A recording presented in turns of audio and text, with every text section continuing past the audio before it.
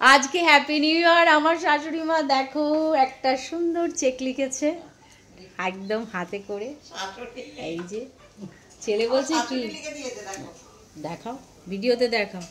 এই যে চেক, এই যে দেখো চেক লিখেছে। দেখো কি কি লিখেছো?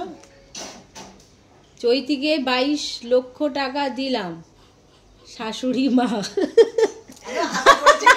22 লক্ষ টাকা? আমি তো 22 চাইনি, আমি 20 লক্ষ চেয়েছি। 2 লক্ষ টাকা বেশি দিলাম।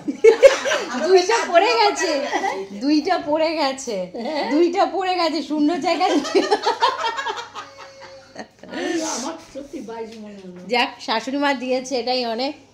শাশুড়ি মা জিন্দাবাদ। ছেলেকে দেখাও চেকটা।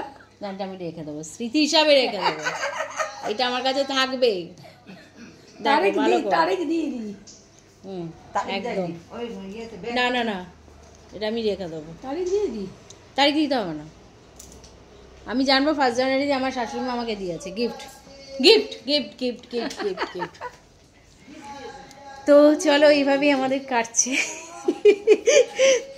এই যে একটু ভালো করে দেখাই, দেখো হয়তো উল্টোভাবে বোঝা যাচ্ছে, পরিষ্কার আসছে না।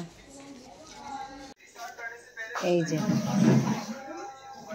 চৈতিকে 22 লক্ষ টাকা দিলাম শাশুড়ি মা, এইভাবে একটা চেক লিখে দিয়েছে। চলো ভিডিওটা আজকে এখানে এন্ড করলাম। এই চেক দিয়ে 1 জানুয়ারির দিন একটা সুন্দর চেক গিফট করলো। চেক